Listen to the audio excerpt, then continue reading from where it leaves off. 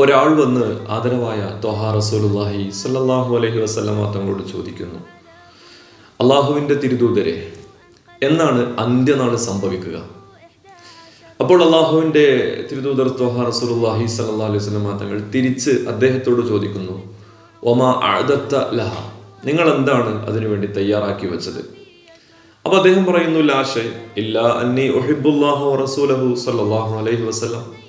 നബി തങ്ങളെ കാര്യമായ ഒന്നുമില്ല, ഞാൻ വലിയ നിസ്കാരക്കാരനല്ല, ഒരുപാട് നോമ്പെടുത്ത ആളല്ല, ഒരുപാട് സ്വതക്കയും സക്കാത്തൊന്നും കൊടുത്ത ആളല്ല, ഭയങ്കരമായി ഇബാദത്ത് ചെയ്ത ആളല്ല, പക്ഷേ വലാകിന്നി ഉഹിബ്ബുല്ലാഹ വറസൂലഹു സ്വല്ലല്ലാഹു അലൈഹി വസല്ലം, പക്ഷെ ഞാൻ അള്ളാഹുവിനെയും അങ്ങയെയും അതിയായി സ്നേഹിക്കുന്നു. അത് വെറും നാവ് കൊണ്ടുള്ള സ്നേഹമല്ല, ഹൃദയം കൊണ്ടുള്ള സ്നേഹമാണ് അവർ അന്ന് പറഞ്ഞത്.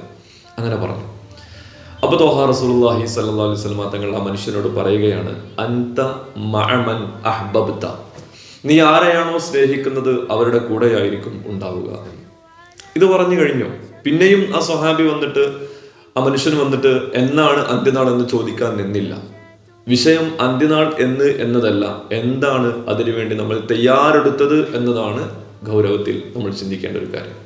അപ്പൊ അദ്ദേഹത്തിന്റെ തയ്യാറെടുപ്പ് ഓക്കെയാണ് എന്ന് അദ്ദേഹത്തിന് മനസ്സിലായപ്പോൾ ഇനി എന്ന് അന്ത്യനാൾ സംഭവിച്ചാലും എന്ന് താൻ മരിച്ചാലും കുഴപ്പമില്ല, തൻ്റെ തയ്യാറെടുപ്പ് ക്ലിയർ ആണ് എന്ന് ഉറപ്പായി കഴിഞ്ഞാൽ പിന്നെ സന്തോഷത്തോടെ സമാധാനത്തോടെ ജീവിക്കാൻ പറ്റും. അള്ളാഹു നമുക്ക് തൗഫീഖ് ചെയ്യുമാറാവട്ടെ.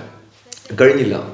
ഈ ഹദീസ് കഴിഞ്ഞ് മഹാനായ അനസ് റളിയല്ലാഹു അൻഹുവാണ് ഇത് റിപ്പോർട്ട് ചെയ്യുന്ന. മഹാനവറുകൾ പറയാണ്, അന്ന് റസൂലുള്ളാഹി സ്വല്ലല്ലാഹു അലൈഹി വസല്ലം തങ്ങൾ പറഞ്ഞ ആ വാക്കുണ്ടല്ലോ, അൻത മഅമൻ അഹ്ബബ്ത, നീ ആരെയാണോ സ്നേഹിക്കുന്നത് അവരുടെ കൂടെയായിരിക്കുമെന്നുള്ള ആ വാക്കുണ്ടല്ലോ, ആ വാക്കിനേക്കാൾ കൂടുതൽ സന്തോഷമുണ്ടാക്കിയ മറ്റൊരു വാക്ക് ഞങ്ങൾക്ക് ഉണ്ടായിട്ടില്ല.